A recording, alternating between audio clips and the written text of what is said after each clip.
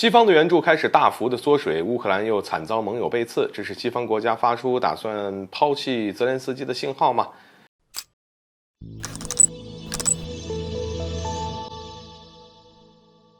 大家好，欢迎来到赵太阳观察室。近段时间一连串的事儿，让我们最直观的感受就是西方的援助开始大幅缩水，而泽连斯基似乎要被西方国家抛弃了。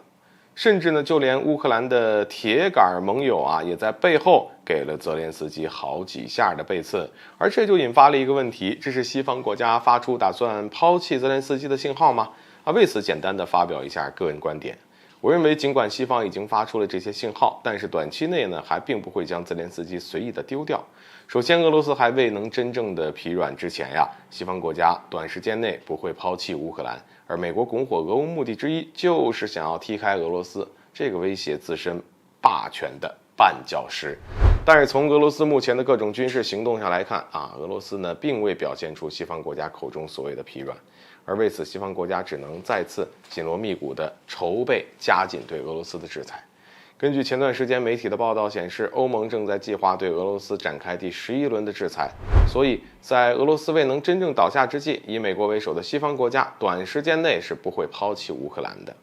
其次，俄乌战事爆发的重要原因之一啊，就是北约想要东扩。而北约东扩的目的呢，不单纯是表面上看到的想让乌克兰加入北约来针对俄罗斯那么简单，更重要的目的是想通过不断的扩张让北约全球化。美国想用北约来代替联合国的目的啊，已经是路人皆知。现在北约东扩的脚步被俄罗斯所阻挡，所以美国怕是会不甘心就此作罢。而且随着战争的持续，各国加大了对战争的投入，就此收手，恐怕只会让之前的所有投入和努力都付之东流啊！最后，乌克兰方面也在准备进行殊死一搏，哪怕是国内经济崩溃、民不聊生、军队伤亡惨重，泽连斯基在对俄战争的态度上还是表现出十分强硬的一面，在西方国家的不断援助下，摆出一副要与俄罗斯不死不休的架势。而如今，北约已经为乌克兰装备与训练了9个全新的装甲旅，所以在还未真正一决雌雄之前啊，西方还是在不断的观望。